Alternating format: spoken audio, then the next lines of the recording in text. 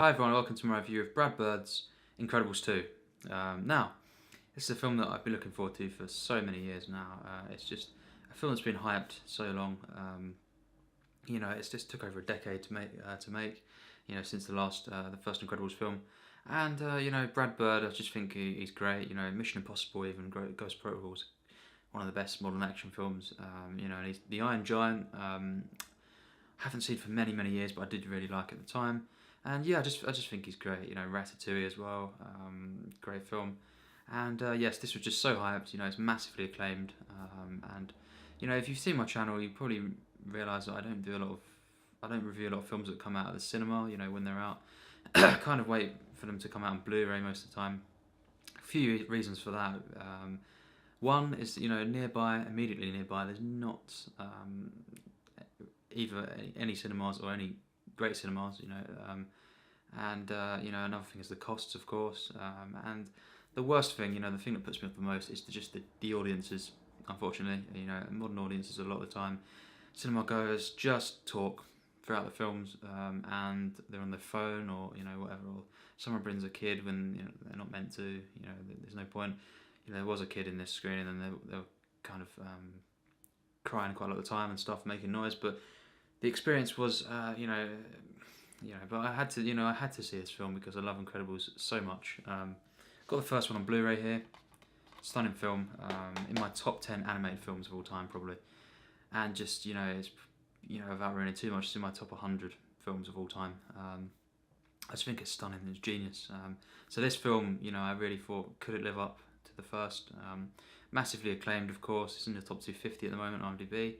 And most people say, it's just a worthy sequel. And the overall, summary would be, when I came out, I was annoyed at the actual screening quite a bit. It's not one of the worst I've been to recently, but it's still, it wasn't a great experience. The other thing, secondly, would be what a great film, and yes, a worthy sequel. Absolutely loved it. I had some flaws with it. I think the first one is a flawless film actually. I never really thought, this would be like on that level, and certainly not top it. Some have said that. That's fine. But for me, it's just there's a few flaws, but I still think it's a great film. I wouldn't say get out of the way. I wouldn't call it a masterpiece, which I think the first one is. But it's just got so much greatness, and yes, quite a lot of mastery throughout the film. That the few flaws that I did have, didn't affect the score too much. But yes, it basically follows on from the first one pretty soon after. And if you've seen the first one, some of the bits at the end as well with Jack and stuff hinted loads of things to come. And a lot of the immediate stuff follows on, for this film. And of course, there's other things that crop up, different kind of subplots. We'll get to that. But yes, it's basically it's like the balance of the public eye on them and the family life. And Elastigirl kind of goes off with her own thing throughout most of the film, and that would be one of my flaws actually. We'll get that out of the way. Elastigirl, and she played wonderfully by Holly Hunter. She's got kind of a plot that happens with her. You could say it's a lot of the main actual story to this film, and she kind of goes off, and I won't get into what happens, but with loads of other different side characters, and she's not really with the rest of the family for most of the film. And I think that was one of the flaws. I didn't quite enjoy this as much as I should have, her subplot. And she was great, of course. But the kind of side characters and the stuff that was going on there, basically, could have been done a lot better, I think. That's one of the flaws. There was a couple of bits where I actually didn't really enjoy it, as much as most of the rest of the film. And, the fact that she's not with the rest of the family, the dynamics kind of don't, work perfectly in that sense with her. But yes, a couple of other things would just be some of the new side characters, some of the new superheroes. There's a couple of bits where the humour and that didn't quite land, and just generally not the kind of love and care that's put into them that you'd expect from Incredibles. And it's just literally one or two maybe other imperfections that bring this down, but that's mainly the flaws of the film. The fact is, if you're going in expecting it expecting Incredibles 1, I don't think it's quite on that level. But you know, some people of course would prefer this one, and that's fine. You know, it does so many new things. It's not a retread, you know, of the first one, and you know, of course, it kind of ends up roughly the same, you know, in that sense. But the actual what it does in this film is very different, and you know, one of the best things about this film is just the way it explores the family life, and through drama, of course, and comedy. You know, genius comedy, you know, in this film, and if you've heard Jack is great in this film, that's an understatement. He stole the show really. All the comedy of Jack, and of course Mr. Incredible, works perfectly. It's really just magic cinema. It really is. You know, just the writing, but also just how creative some of the stuff is, the comedy, the slapstick and everything. And it never goes overboard. And just as well, of course, Dash and Violet, you know, they're still great in this film. They've got some really good stuff going on.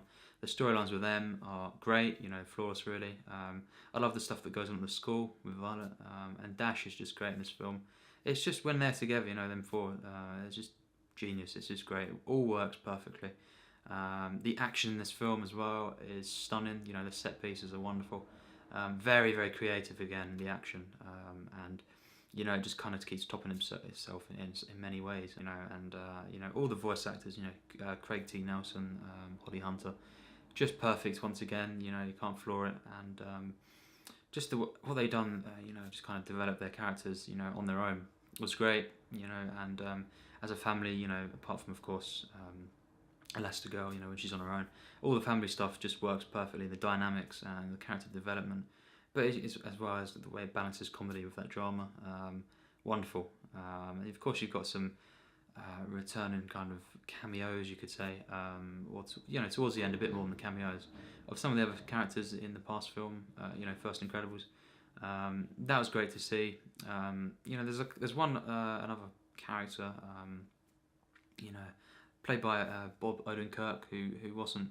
I didn't find that character that compelling at all, really. One of the new characters.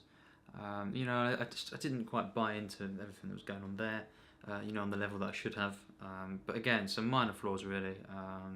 Overall, though, you know, as well, the visuals are absolutely stunning. Unfortunately, the cinema that I was in, you know, you probably noticed this if you go to cinemas a lot. They do darken a lot of the images, you know, the screenings. And just in a bad way, it kind of just taints, you know, it just kind of suppresses the actual visuals, the colours. It's a shame, but you know, from what I did see, you know, it was absolutely stunning.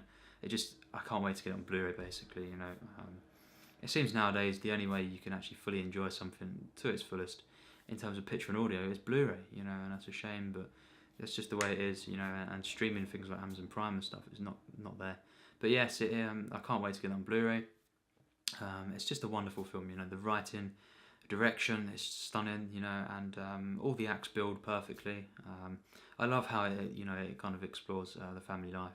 You know, some of the public eye stuff they're going for, of course, with Elastigirl, doesn't quite work as well as it should.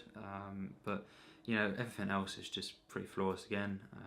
You know, it's just, you know, stunning. The soundtrack is great as well. It's just a wonderful film, you know. As I've said, all the action is just wonderful, and just full of genius comedy, stunning action, visuals, and of course the characters. You know, that's what the main thing about Incredibles 1 was, the characters. They're still great. You know, even Elastigirl, she's still great. She's just not got as much compelling kind of storylines, arcs that goes on.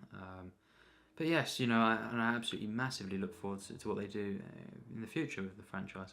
You know, the series, and Brad Bird just done a stunning job.